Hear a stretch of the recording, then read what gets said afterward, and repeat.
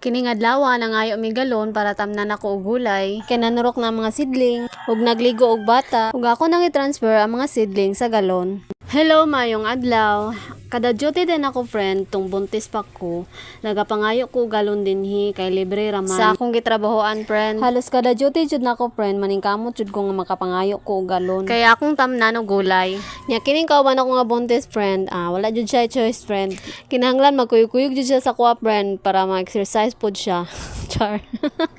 Nya kay nakahigayon man sila darling og panalo man ni friend. Ubay-ubay pod ni ilang nakuha nga mga seafood dinhi friend oh. Na klase-klase mga isda, napoy lato, napoy balat puspos. Ug basta ingon ani na gani ang sudan friend, aligre jud kayo. Sulbad na po nang panud-an aning panahon na friend. Kung na ako sa balay friend, bakante akong oras, maginahinay pod kog bangag aning galon nga akong pinangayo friend. Nakuha ra pod nako ning idea friend sa akong mga gipantan-aw nga mga video ba kung unsay porma para matamnan og gulay. Kay kung naagog ko'y gustong matun-an friend, magtan-aw lang kog video din kuhaan dayon ako na siya idea din ako na din mahibalan friend kung unsaon ang paghimo. Ug samtang ga-duty pa ko friend, nagpatubo na pod ko og mga sidling sama sa talong, kamatis, atsal ug kulikot. Ug nagtambak pod kog mga yuta para gamiton sa akong mga tanom. Kini nga video friend, mag 1 week na daay ko gikan sa akong pagpanganak ani. Ug ikatulo ka adlaw nako ni nga pagpaligo sa bata pod.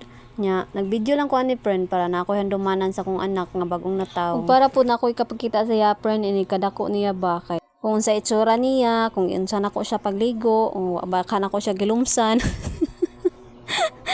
So na beta friend tong una na kong anak na di ko kabalo muligo eh. Ang una man gud nga gibubuan ako og tubig ato friend, ang iyang naw. Perti noong hilaka sa bata friend kay mura man siya nalumos. Kanaligin first time ma'am ta, magpalag-alig jud ta. Nagud koy kauban ato friend pero ilas akong gitan-aw ba kung kabalo ba jud ko mo ligo og bata niya kay ingon ato man ang nitabo, sila na nagtiwas og ligo sa bata oy.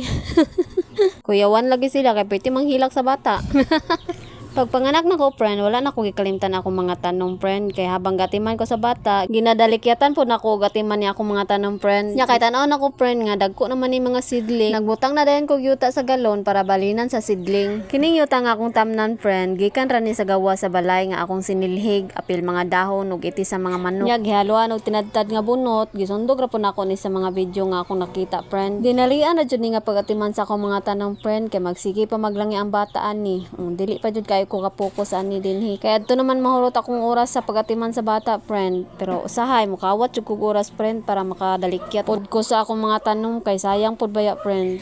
Pagkahibalo man gud nako friend nga pwede day makapangayo og galon dito sa akong trabahoan friend. Halos kada duty jud nako mangayo jud ko og galon friend kay may na lang kalingawan nako og tanom-tanom inig mga anak nako. Matingala na lang gud na makakita sa kuha sa una friend.